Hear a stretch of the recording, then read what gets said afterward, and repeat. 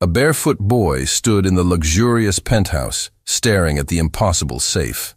The billionaire smirked. "I'll give you $100 million if you open it." His executives burst into laughter. But when the child's small hands touched the cold metal, their mockery froze forever. The morning sun cast golden shadows across the glass towers of Chicago's financial district. But 10-year-old Daniel Hayes saw none of that beauty. His bare feet moved carefully across the scorching summer pavement, each step a calculated dance to avoid the hottest patches of concrete.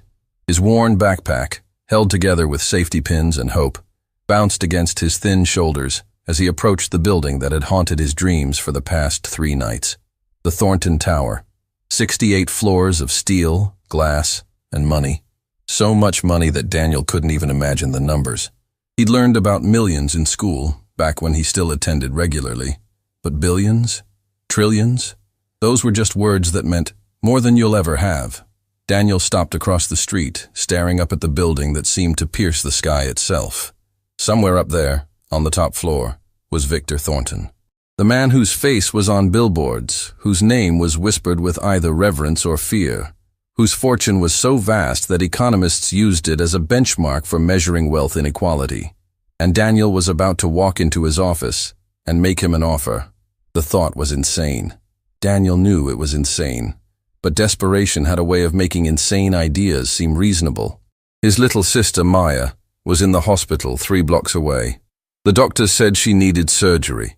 Expensive surgery that their insurance wouldn't cover, and that would cost more money than Daniel's mother could make in 5 years of working double shifts at the diner.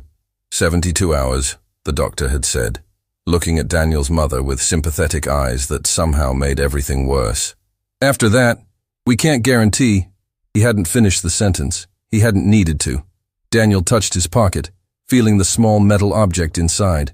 His grandfather's gift, given to him the night before the old man died. "This is special, Danny," his grandfather had whispered, his voice weak but urgent. "When you need it most, you'll understand. Trust your hands. Trust what I taught you." His grandfather had been a locksmith. Not a famous one, not a rich one, but skilled. He'd taught Daniel things during those long afternoons in his workshop. Things about locks, tumblers, mechanisms, and the art of listening to what metal was trying to tell you.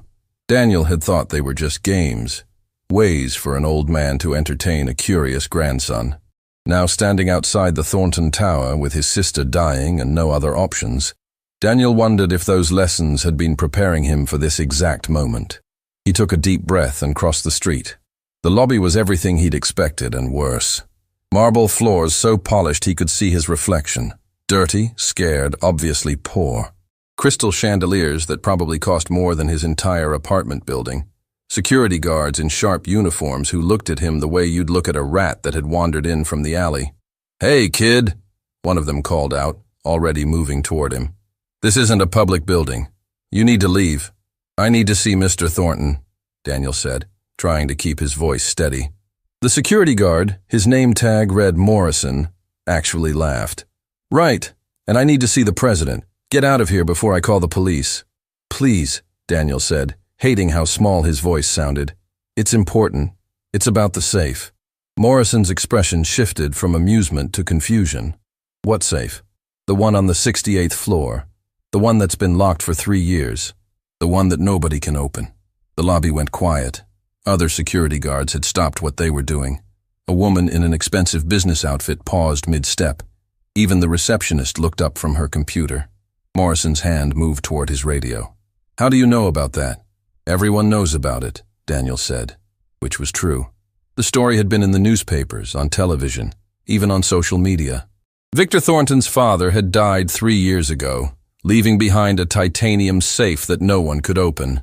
The old man had been paranoid, had used a custom lock that he'd designed himself, and had taken the combination to his grave. Inside the safe, according to Thornton Sr.'s will, was something valuable, though no one knew exactly what. Victor Thornton had hired every expert locksmith in the country. None could open it. He'd offered $1 million reward. No one had claimed it.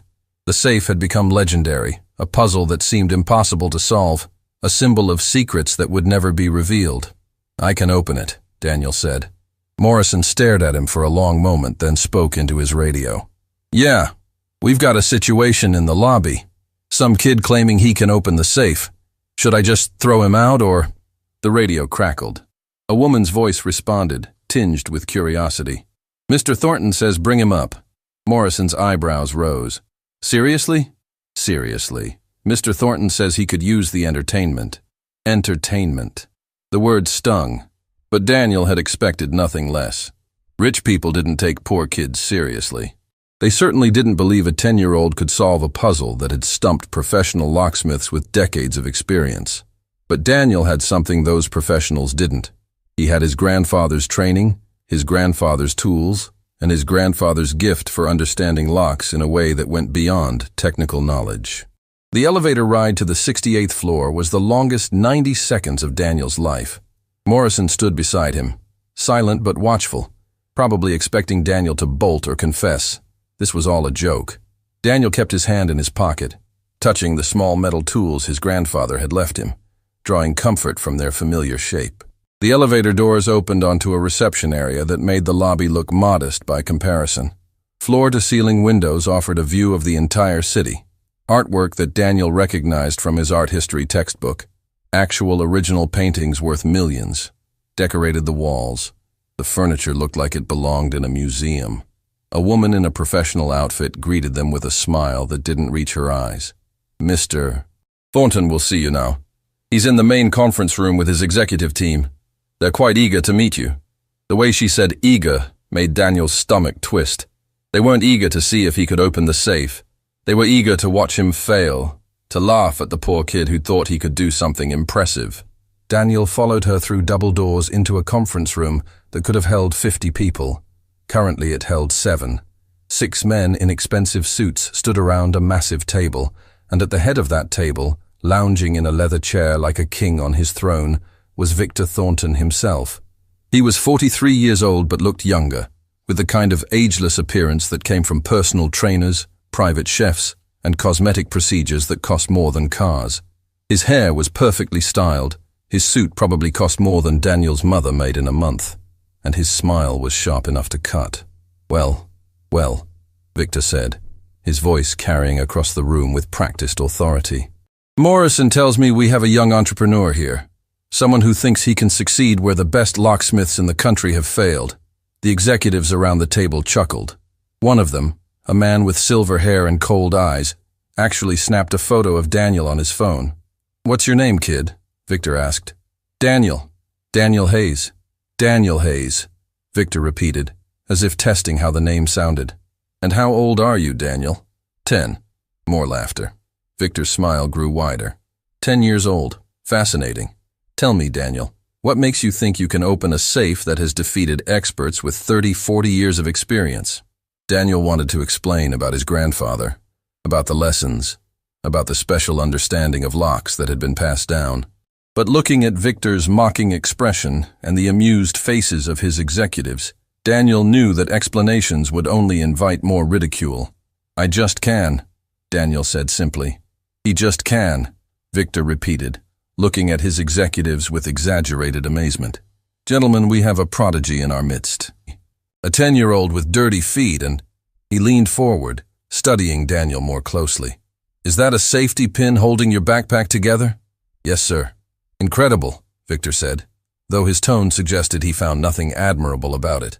"You know what, Daniel Hayes? I'm in a generous mood today. I'm going to make you an offer." He stood up, walking around the table with the easy confidence of someone who'd never doubted his place in the world. When he reached the far wall, he pressed a button, and a section of the wood paneling slid aside to reveal what Daniel had come to see. The safe. It was smaller than Daniel had expected, maybe 3 feet tall and 2 feet wide, but it radiated an aura of impossibility. The titanium surface was unmarked, unblemished, perfect. The dial mechanism was unlike anything Daniel had seen in his grandfather's workshop or in the books he'd studied. It was custom-made, unique, designed by a paranoid old man who'd wanted to ensure his secrets stayed secret. "Here's my offer," Victor said, his voice taking on a theatrical quality as he addressed both Daniel and his executives. "If you can open this safe, I will give you $100 million. The number hung in the air like a physical thing. Daniel's mind couldn't even process it. $100 million. Maya's surgery would cost $300,000. That would leave $99,700,000. Enough to pay off their apartment, to get his mother out of the diner, to ensure Maya would have everything she needed for the rest of her life. However, Victor continued, his smile sharpening. When you fail, and you will fail, you have to do something for me. What? Daniel asked, his voice barely above a whisper. You have to stand right here in front of all these gentlemen and admit that you're just a poor kid with delusions of grandeur, that you wasted everyone's time with your ridiculous claim, that people like you should know your place and not bother people like us with your fantasies. The cruelty of the offer was stunning. Victor wasn't just offering money, he was offering humiliation. He wanted to crush this poor kid's spirit, to teach him a lesson about staying in his lane, about not reaching above his station. The executives were watching Daniel with predatory interest now, like sharks circling wounded prey. They wanted to see him accept, wanted to watch him fail, wanted to witness the moment when hope died in his eyes. Daniel thought about Maya in the hospital bed, her small hand holding their mother's, her voice asking if she was going to die. He thought about his mother crying in the bathroom when she thought no one could hear, about the eviction notice on their apartment door, about the way poverty had slowly strangled every dream their family had ever had. He thought about his grandfather's words. Trust your hands, Danny. Trust what I taught you. Okay, Daniel said.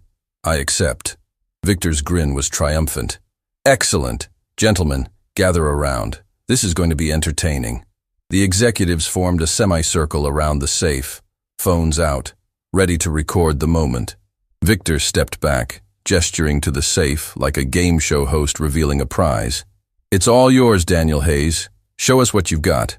Daniel approached the safe on legs that trembled but held. His bare feet were silent on the expensive carpet. His hands, small, dirty, calloused from work no 10-year-old should have to do, reached out toward the cold titanium surface. The moment his fingers touched the dial, something happened. Daniel couldn't explain it, couldn't put it into words that made sense. But he felt something, a connection, a whisper of understanding, like the safe was speaking to him in a language only he could hear. His grandfather had tried to explain this feeling once, had called it listening with your fingertips, but Daniel had never fully understood until now. He closed his eyes, blocking out Victor's mocking smile and the executives' cameras. He blocked out Maya in the hospital, and his mother's tears, and the crushing weight of poverty that had defined his entire life. There was only Daniel and the safe, and the conversation happening between his fingers and the metal beneath them. His right hand moved to the dial, not quickly, not with the confidence of someone who knew the combination. Slowly, carefully, feeling for something he couldn't name but would recognize when he found it. The room had gone quiet. Even Victor had stopped smirking, watching with curiosity as Daniel's fingers moved with strange certainty across the dial. Daniel turned the dial right, stopped, turned it left, stopped, right again, but only slightly, left, right, left. This is ridiculous, one of the executives muttered. The kid's just guessing. Shh, Victor said, and there was something new in his voice. Not mockery anymore, but something else. Something that might have been uncertainty. Daniel's fingers continued their dance. His grandfather's voice echoed in his mind. Every lock has a heartbeat, Danny. You just have to learn to feel it. Daniel felt it now. The heartbeat of the safe, the rhythm of the mechanism, the pattern that only existed in the spaces between the sounds and the silences. He turned the dial one final time and heard a click. The sound was small, almost inaudible, but in the absolute silence of the conference room, it sounded like thunder. Daniel's eyes opened. His hands were shaking.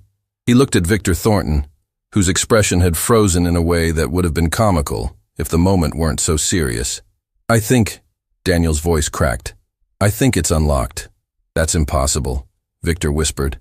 But even as he said it, Daniel reached for the safe's handle. It moved smoothly, easily, like it had been waiting 3 years for exactly this moment. The safe door swung open, and inside, illuminated by the afternoon sun streaming through the conference room windows, was something that made every person in the room gasp. The safe wasn't filled with money or gold or bearer bonds, or any of the valuable things everyone had imagined.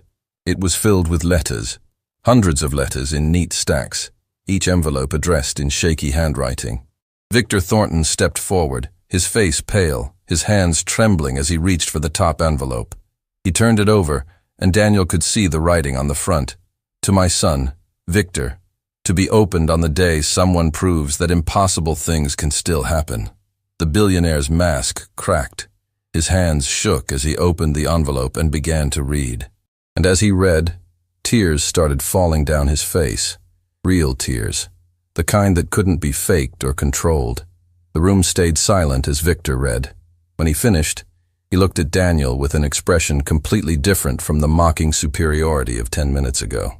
"How did you do it?" Victor asked, his voice rough with emotion. "How did a 10-year-old kid open a safe that defeated every expert in the country?" Daniel thought about explaining, about his grandfather, and the lessons and the special gift for understanding locks. But then he realized that the answer was simpler and more profound than any of that. "Because I had to," Daniel said. "Because my sister is dying, and I needed to do something impossible to save her." The words fell into the room like stones into still water, and the ripples they created would change everything. The silence in the conference room stretched like a rubber band pulled to its breaking point. Victor Thornton stood frozen, the letter from his father still trembling in his hands, tears cutting clean tracks down his carefully composed face. Around him, his executives shifted uncomfortably, unsure how to process seeing their invincible CEO reduced to raw emotion by words written years ago. Daniel remained by the safe, his small frame dwarfed by the massive furniture and towering windows. His bare feet pressed against the plush carpet, grounding him in a moment that felt increasingly surreal. He'd done it. He'd actually opened the safe. $100 million. Maya's surgery. Their mother's freedom from endless work. A future that didn't taste like fear and desperation.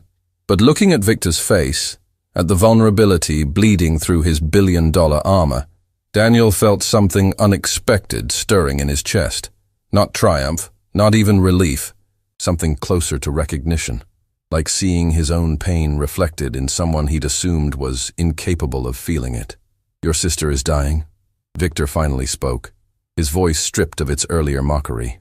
He carefully placed the letter on the conference table, his hands moving with the delicate care of someone handling something infinitely precious. "What's wrong with her?" "Heart condition," Daniel said quietly. "She needs surgery. The doctors say she has days, maybe a week. My mum works at Miller's Diner double shifts, but the insurance won't cover it. The hospital wants $300,000 before they'll schedule the operation." One of the executives, the one with silver hair who'd taken Daniel's photo earlier, made a dismissive sound. $300,000? That's nothing. You could have just asked for help instead of pulling this stunt. "Enough, Gerald." Victor cut him off sharply, still staring at Daniel with an expression the boy couldn't quite read. "When you say days, how many days exactly?" "The doctor said 72 hours. That was yesterday morning." Victor pulled out his phone with sudden urgency, his fingers moving rapidly across the screen. "Janet, get Dr. Reeves on the line. Yes, I know he's in surgery. I don't care. Pull him out. This is priority alpha." He paused, listening. "St. Catherine's Children's Hospital. Patient named Maya Hayes. I want a full team assembled within the hour. Money is not an object. Yes, I'll hold." Daniel's breath caught in his throat. "What are you doing?" "Saving your sister's life," Victor said simply, then returned his attention to the phone. "Marcus?" "Yes, it's Thornton. I need you to authorize an emergency medical procedure. St. Catherine's. 8-year-old patient, cardiac surgery. Bill it to my personal account, and add a 0 to whatever they quote you. I want their absolute best." Another pause. "I don't care if it's unconventional. Make it happen." The executives exchanged glances, a silent conversation happening in raised eyebrows and subtle gestures. Daniel recognized that look. He'd seen it enough times when adults talked about his family. They thought Victor was being impulsive, emotional, making decisions with his heart instead of his head. They thought he'd regret this later. But Daniel saw something else in Victor's eyes, something raw and wounded that had been opened by those letters in the safe. Victor ended the call and looked at Daniel directly. "Dr. Reeves is the best pediatric cardiac surgeon in the state. He'll be at St. Catherine's within the hour. Your sister will have her surgery today. I can't. We can't afford. Daniel stammered, his mind struggling to process the speed at which his world was changing. You opened the safe, Victor said flatly. $100 million. That was the deal. He gestured to Gerald, who looked like he'd swallowed something sour. Gerald, prepare the paperwork. I want the funds transferred to a trust for Daniel and his sister by end of business today. Victor, surely you're not serious about... Gerald began. Did I stutter? Victor's voice carried the sharp edge that Daniel had heard when he first entered the room, but now it was directed at his own executive. The boy did what he said he'd do. I made an offer. I keep my word. If you have a problem with that, you're welcome to find employment elsewhere. Gerald's mouth snapped shut, though his eyes promised this conversation wasn't over. Victor turned back to Daniel, and his expression softened in a way that seemed to surprise even him. The letters in that safe, they're from my father. He wrote one for every week of the last 5 years of his life. Letters he never gave me while he was alive because his voice caught. We weren't speaking. I thought he was a sentimental old fool, wasting his time on outdated values and ridiculous principles. I was too busy building empires to listen to his stories. He reached into the safe, pulling out another envelope at random. He wrote in this one about the day I was born, how he held me and promised to always protect me, to teach me what really mattered. Victor's laugh was bitter, self-mocking. I never let him teach me anything. I thought I was smarter than him. Thought his generation didn't understand how the modern world worked. What did the first letter say? Daniel asked quietly. Victor picked it up again, his hands steadier now. It says that he designed the safe with an impossible lock because he wanted to make sure only someone truly special could open it. Someone who had the gift that runs in our family. The ability to understand mechanisms not with books and tools, but with intuition and patience. He thought maybe I'd inherited it, that I'd be the one to open it, but I never tried. I hired experts instead, threw money at the problem like I throw money at everything. He looked at Daniel with something that might have been envy. You're 10 years old. You have nothing.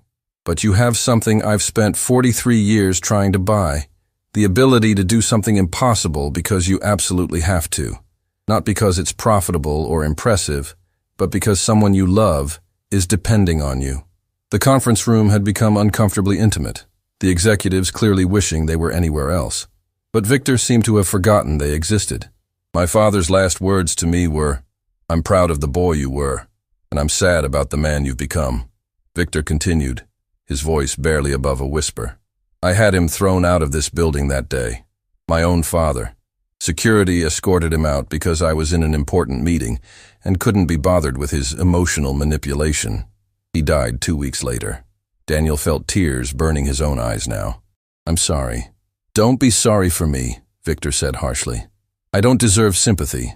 I deserve exactly what I got. 3 years staring at an unopened safe, wondering what secrets he'd taken to his grave. I convinced myself it was probably nothing important, just the sentimental ramblings of a dying old man. But I couldn't stop thinking about it, couldn't stop wondering. He gestured to the stacks of letters still in the safe. There must be over 200 letters in here. 200 weeks of thoughts and memories and wisdom that I'll never have time to reclaim. All because I was too arrogant to listen when he was alive. Daniel's phone buzzed in his pocket, a cheap, prepaid model that barely worked. He pulled it out to see a text from his mother. Where are you? Hospital keeps asking about surgery scheduling. Baby, they're going to discharge her if we can't pay soon. I need to go, Daniel said urgently. My mom doesn't know where I am. She's going to be so worried. Morrison will drive you, Victor said immediately, then called out toward the door. Actually, cancel that. I'll take him myself. The executive's reactions were almost comical, jaws dropping, eyes widening in synchronized shock. Gerald found his voice first. Victor, you have the board meeting in 20 minutes. The merger depends on... Reschedule it, Victor said, already moving toward the door. Come on, Daniel, let's go save your sister. The ride to St. Catherine's Children's Hospital was surreal. Daniel sat in the back of Victor's private car, a vehicle so luxurious it felt like a spaceship compared to the city buses and his own 2 feet that usually got him around. The leather seats were softer than his bed at home. The air conditioning worked perfectly. Classical music played softly from speakers Daniel couldn't even see. Victor sat beside him, reading through the letters from his father with an expression that cycled between grief, anger, regret, and something that might have been hope. "My father was a locksmith," Victor said suddenly, not looking up from the letter in his hands. "Did you know that? Before he started the company, before any of this existed, he had a small shop on the south side. He'd spend hours working on a single lock, talking to it like it was alive. I used to think it was embarrassing. Now I wonder what else I missed by being too proud to pay attention. My grandfather was a locksmith too," Daniel said. "He taught me everything. Said locks have personalities, that each one is unique. He said the best locksmiths don't force locks open. They convince them." Victor looked at Daniel with genuine interest. "Is that how you opened the safe? You convinced it?" "I guess so," Daniel said. "I just listened, felt what it wanted. My grandfather said I had a gift for it, but I thought he was just being nice because I was his grandson. Gifts are strange things," Victor mused. "My father tried to teach me his gift, and I refused to learn." "Your grandfather taught you his gift, and you treasured it. And now, years later, your gift has changed both our lives in ways neither of us could have predicted." They pulled up to the hospital just as Daniel's mother was exiting through the front doors, her face streaked with tears, her diner uniform rumpled from a shift she'd probably worked straight through. When she saw Daniel getting out of the luxury car, her expression shifted from desperation to confusion to fear. "Daniel, where have you been? I've been calling and calling." She stopped abruptly as Victor stepped out of the car behind him, his expensive suit and commanding presence making her take an involuntary step back. "Who is this? Daniel, what did you do?" "Mrs. Hayes," Victor said, extending his hand with a gentleness that surprised Daniel. "My name is Victor Thornton. Your son just did something extraordinary, and I'm here to make sure your daughter gets the surgery she needs." Daniel's mother looked between Victor and Daniel, trying to process words that didn't make sense. "I don't understand. We can't afford—" "You don't need to afford anything," Victor said. "Dr. Reeves is already inside, assembling a surgical team. The procedure will begin within the hour. All expenses are covered." "But why? How?" "I don't—" Her legs seemed to give out, and Victor caught her arm, steadying her. "Because your son has a gift that saved something precious to me," Victor said simply. "And because I've spent too many years not helping people when I had the power to do so. That changes today." Daniel's mother looked at her son, questions and confusion and desperate hope all tangled in her expression. Daniel just nodded, too overwhelmed with emotion to speak. "Let's go see Maya," Daniel finally managed to say. "Let's tell her everything's going to be okay." The pediatric intensive care unit smelled like antiseptic and hope mixed with fear. Daniel had spent enough time in this hospital over the past months to recognize every sound: the steady beep of monitors, the soft squeak of nurses' shoes on linoleum, the hushed conversations that happened outside patient rooms when news was either very good or very bad. Maya's room was at the end of the hall, number 304. Daniel knew the way by heart, could walk it with his eyes closed. But today he wasn't walking alone. His mother held his hand on one side, gripping so tightly it almost hurt, while Victor Thornton walked on his other side, carrying the weight of his own revelations like a physical burden. Through the small window in Maya's door, Daniel could see her tiny form in the hospital bed, surrounded by machines that beeped and hummed, keeping track of a heart that was working too hard and failing despite its best efforts. She was awake, staring at the ceiling with the practiced patience of a child who'd spent too many days in hospital beds. "Baby," Daniel's mother whispered, pushing open the door. "We have good news." Maya turned her head slowly, her face lighting up when she saw her brother. "Danny, you came back." Her voice was weak, breathless, each word requiring effort that broke Daniel's heart. "I thought maybe you got lost." "Never," Daniel said, moving to her bedside and taking her small hand in his. Her fingers were cold despite the warm room, her skin almost translucent. "I told you I'd fix everything, didn't I?" "You said you'd try," Maya corrected with a small smile. "Mama says trying is different from fixing." "Well, this time I actually fixed it," Daniel said, fighting back tears. "Maya, this is Mr. Thornton. He's going to help make you better." Maya's eyes moved to Victor. studying him with the directness that only sick children possess. Those who've learned that adults often lie about important things, that promises of everything will be fine don't always come true. Are you a doctor? She asked. No, Victor said, his voice surprisingly gentle as he approached the bed. But I know the best doctor in the state, and he's coming to make you well. Your brother did something amazing today, Maya. He saved your life. Danny's good at saving things, Maya said, her breathing labored between words. He saved a bird once, fixed its wing with popsicle sticks. The innocent statement hit Victor visibly. Here was a boy who'd spent his childhood saving injured birds with popsicle sticks, learning to fix broken things with whatever materials he could find. While Victor's own childhood had been spent in private schools and country clubs, learning to see everything as a transaction, a deal to be made. A knock at the door interrupted the moment.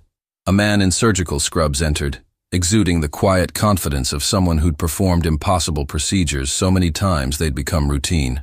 He was in his 50s, with kind eyes and steady hands. I'm Dr. Reeves, he said, addressing Maya first before turning to the adults. And you must be Maya Hayes. I've been reviewing your charts, and I have to say, you're one tough kid. I don't feel tough, Maya admitted. The toughest people rarely do, Dr. Reeves said with a smile. Mrs. Hayes, Mr. Thornton, could I speak with you outside for a moment? Maya, I'll be right back, and then we're going to have a conversation about how we're going to fix that hard-working heart of yours. In the hallway, Dr. Reeves's expression became more serious. Daniel followed despite his mother's attempt to make him stay in the room, and no one sent him back. He'd earned the right to hear this, to know what came next. The surgery is high risk, Dr. Reeves said without preamble. Maya's condition has deteriorated significantly. Under normal circumstances, I'd recommend waiting to build her strength. But we don't have that luxury. The surgery needs to happen tonight. Tonight? Daniel's mother gasped. But I thought, don't you need time to prepare? My team is already preparing, Dr. Reeves said. Mr. Thornton was very clear that time is critical, and I agree. Every hour we wait increases the risk. The surgery will take approximately 8 hours. I'll be honest with you, it's going to be complicated. But Maya's young, and young hearts are resilient. I've seen children bounce back from situations that would defeat an adult. What are her chances? Daniel's mother could barely get the words out. Doctor. Reeves met her eyes directly. Without surgery, she has days at most. With surgery, I'm giving her a 70% chance of full recovery. Those are good odds, Mrs. Hayes. Much better than what you had this morning. 70%. Daniel's mind latched onto the number. It meant 30% chance of failure. 30% chance that opening the safe, meeting Victor, doing the impossible, none of it would matter. 30% chance that Maya would die on the operating table. But it also meant 70% chance she'd live. 70% chance she'd get to grow up, go to school, laugh and play and be a normal kid instead of a patient waiting to die. When do we need to decide? Daniel's mother asked. You just did, Dr. Reeves said gently. I saw it in your eyes. We'll begin prep immediately. Maya will be taken to surgery in 2 hours. That gives you time to be with her, to talk to her before the procedure. After Dr. Reeves left, the three of them stood in the hallway in silence. Victor was the first to speak. Mrs. Hayes, I don't know if Daniel explained, but the arrangement we made, there's a significant financial component. Beyond the surgery costs, there will be funds available for Maya's recovery, for your family's needs. Daniel's mother looked at Victor with an expression that mixed gratitude and suspicion. Why are you doing this? Nobody gives away money for nothing. What do you want from us? The bluntness of the question seemed to surprise Victor. He was probably used to people accepting his generosity without question, without looking for the catch. What I want, Victor said slowly, is to not be the man my father died thinking I was. Your son opened a safe that contained letters from my father, letters I'll never have the chance to discuss with him. Letters that showed me I've been living my life completely wrong. Helping Maya, helping your family.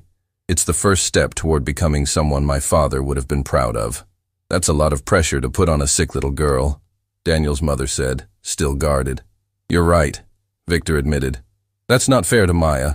Let me put it differently. I have more money than I could spend in 10 lifetimes. I've used that money to make myself feel important, powerful, superior. Today, your 10-year-old son showed me that real power isn't about how much you have. It's about what you do with it. I'm helping Maya because it's the right thing to do. No strings, no expectations. Just one human being helping another. Daniel's mother studied Victor's face for a long moment, then nodded slowly. Okay, thank you, Mr. Thornton. I don't think I'll ever be able to repay you, but thank you. Call me Victor, and you already repaid me by raising a son brave enough to walk into a billionaire's office and demand a chance to do the impossible. They returned to Maya's room, where she was being prepared for surgery by 2 nurses who moved with practiced efficiency. An IV was being placed, monitors adjusted, consent forms appearing on clipboards. Mama?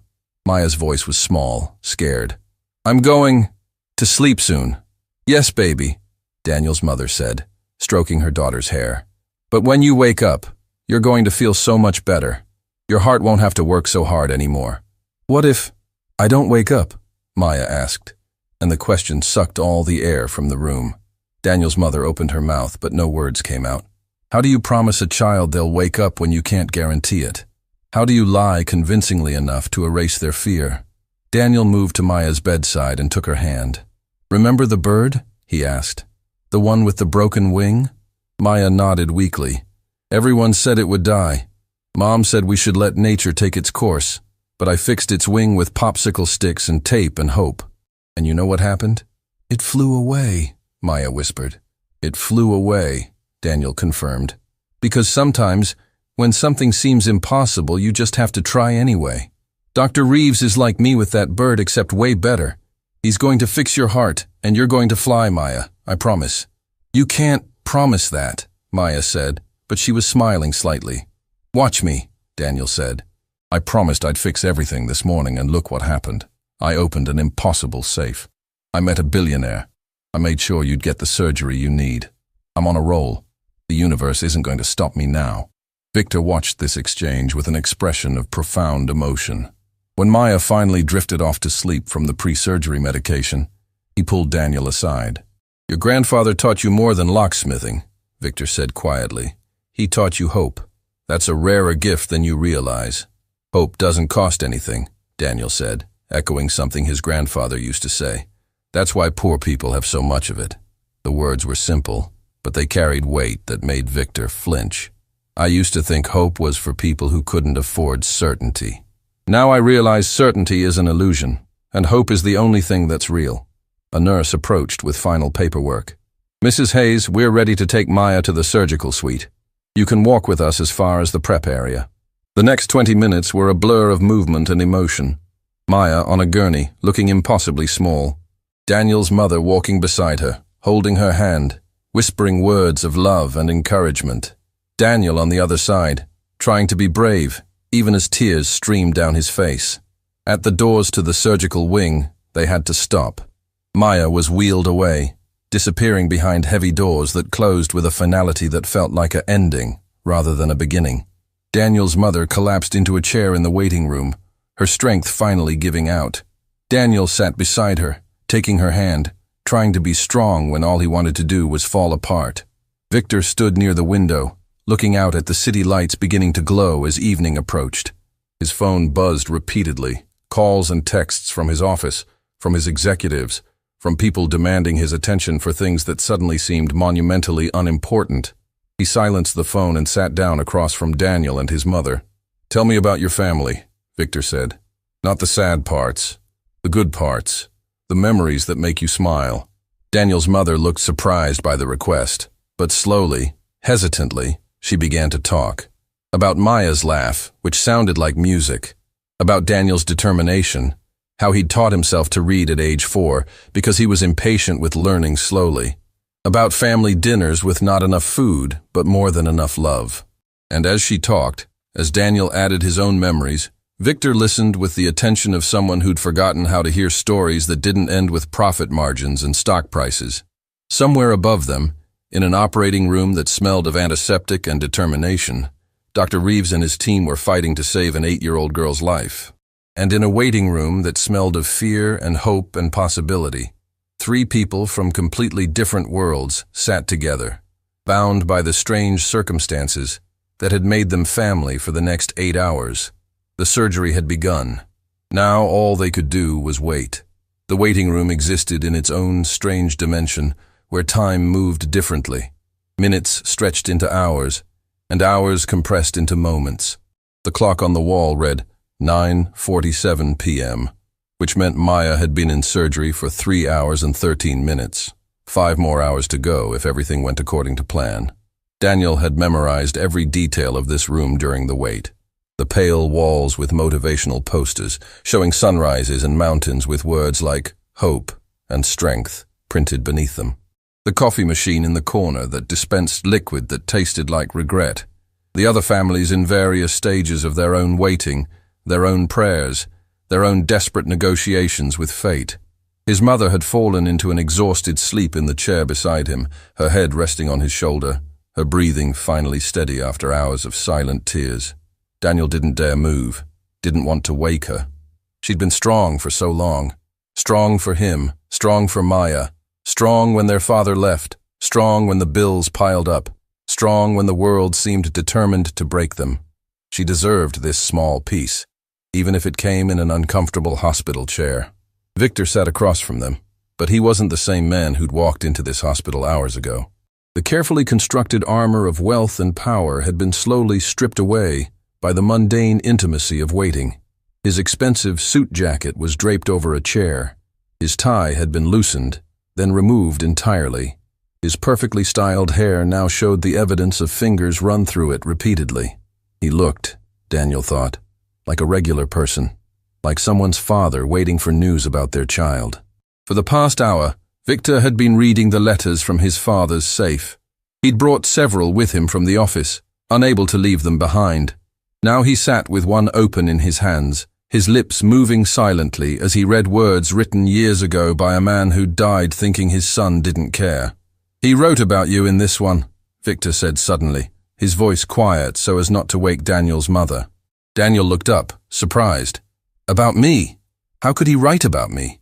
He died before we ever met." "Not about you specifically," Victor clarified, holding up the letter, "but about someone like you. Listen, I hope someday you meet someone who reminds you that success isn't measured in what you accumulate, but in who you help along the way." Victor's voice had grown thick with emotion. He carefully refolded the letter and placed it back in his jacket pocket. "My father died years ago, but he knew you were coming, Daniel. Not you specifically, but someone who would show me what he couldn't. He sounds like he was a good person," Daniel said quietly.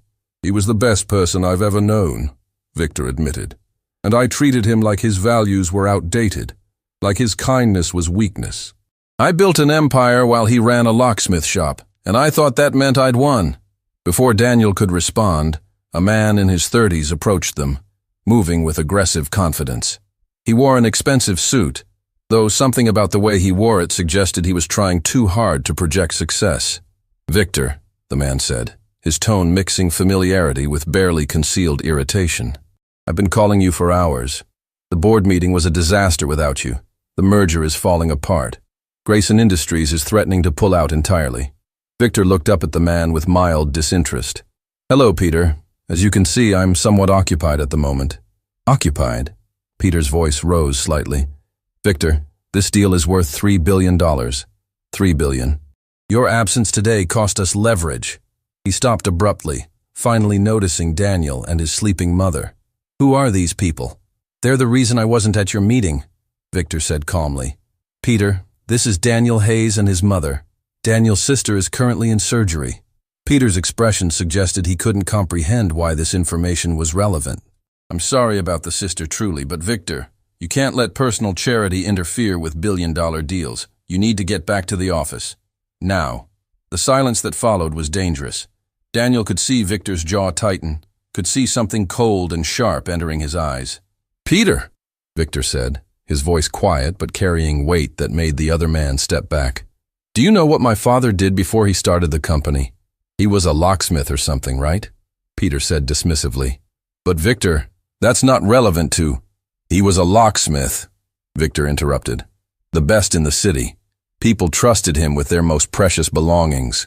And he never, not once, put profit ahead of service. He never turned away someone who couldn't pay. He never treated people as less than human because they didn't have money. That's very noble, Peter said with barely concealed sarcasm. But that kind of thinking doesn't build billion-dollar corporations. You're right, Victor agreed. That kind of thinking builds something more important. It builds character.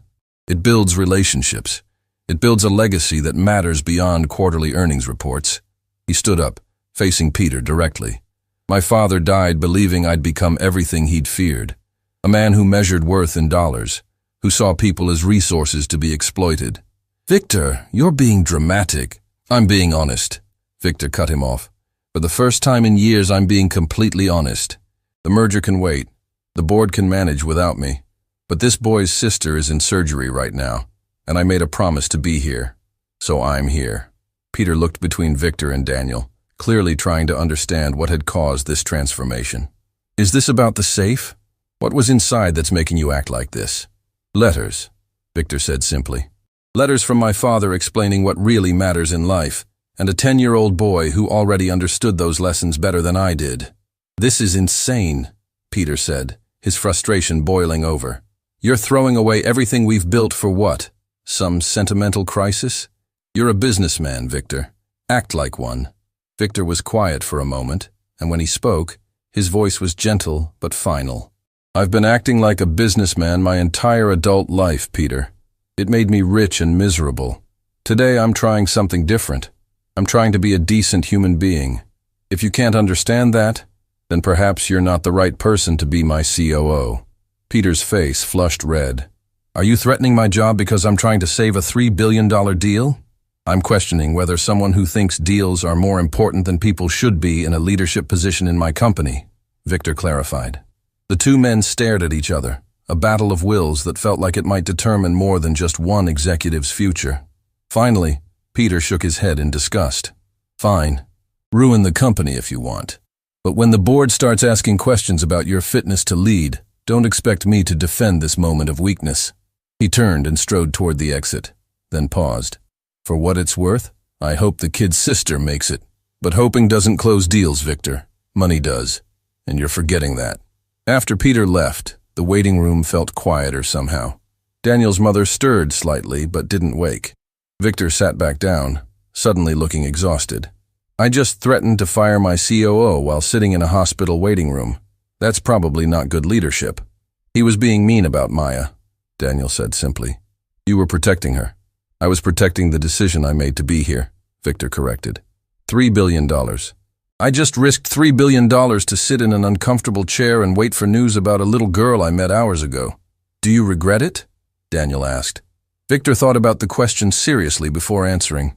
No, and that might be the most surprising thing of all. A year ago, even this morning, I would have said that protecting a $3 billion deal was the only rational choice. But sitting here, reading my father's letters, watching you and your mother hold on to hope with everything you have, I realize that I've spent decades making rational choices that made me into someone I don't like very much. A nurse appeared in the doorway. Not Dr. Reeves, just a regular nurse with a neutral expression. Daniel's heart jumped into his throat. His mother woke instantly, some maternal instinct alerting her to the presence of news. Hayes family? The nurse asked. They stood together, Daniel, his mother, and Victor, who'd somehow been included in that designation without anyone questioning it. Dr. Reeves wanted me to give you an update, the nurse said. The surgery is progressing well. They've repaired the first valve and are moving on to the second. Everything is going according to plan.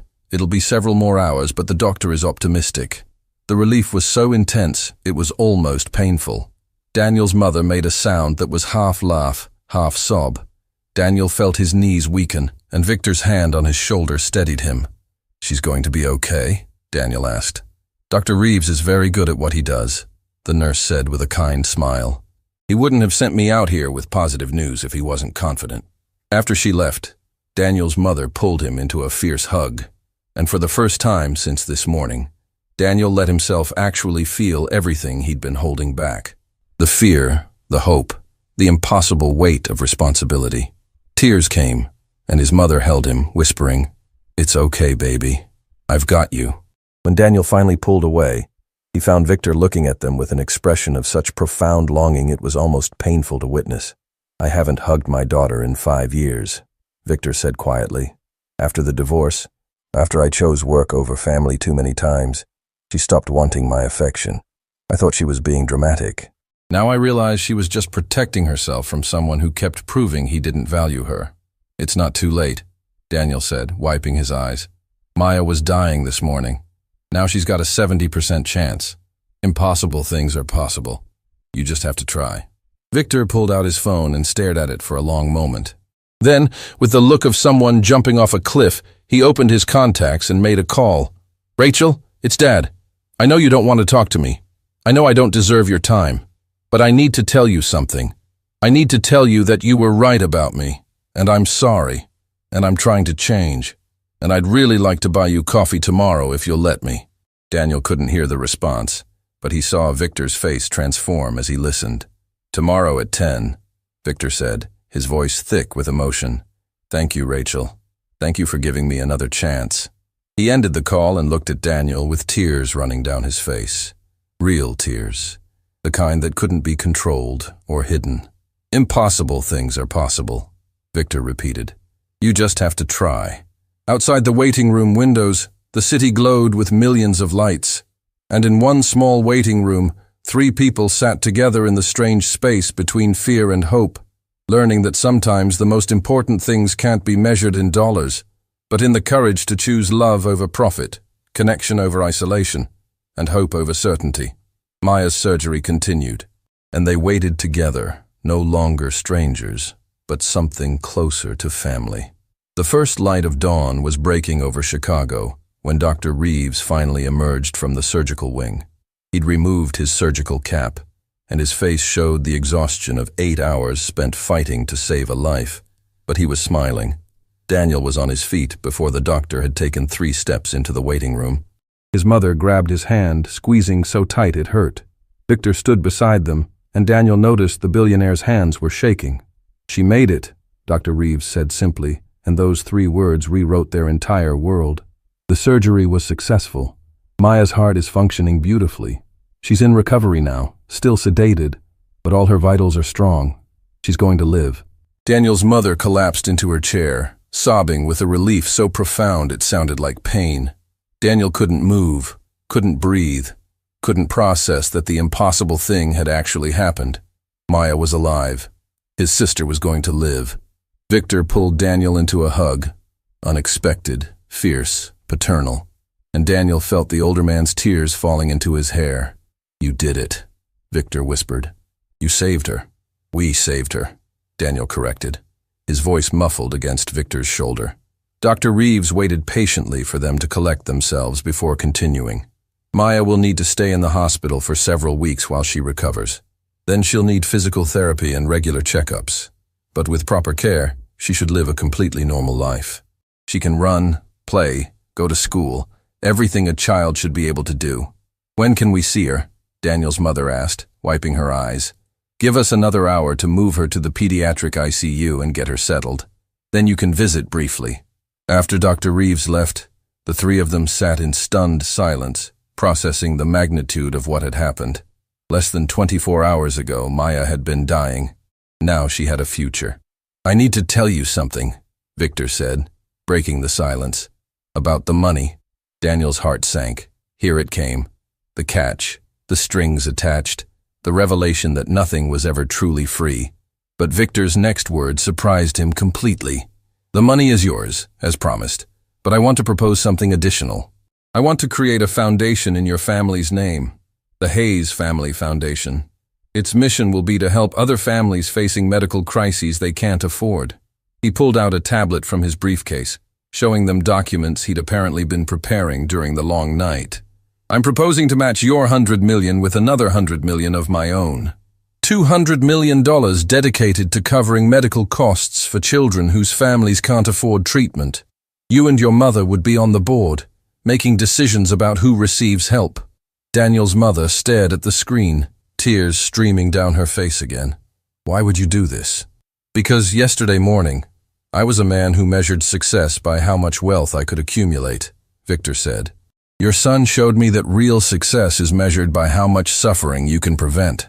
I spent 43 years building an empire of money. I'd like to spend whatever years I have left building something that actually matters. A soft knock interrupted them. A young woman in her 20s stood in the doorway, her expression uncertain.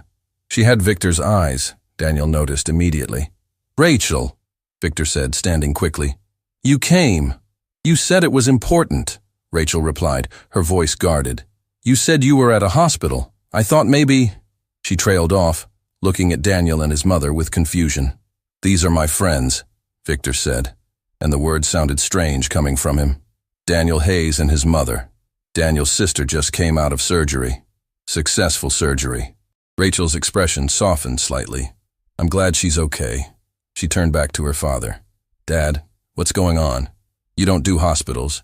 You don't skip board meetings. What happened?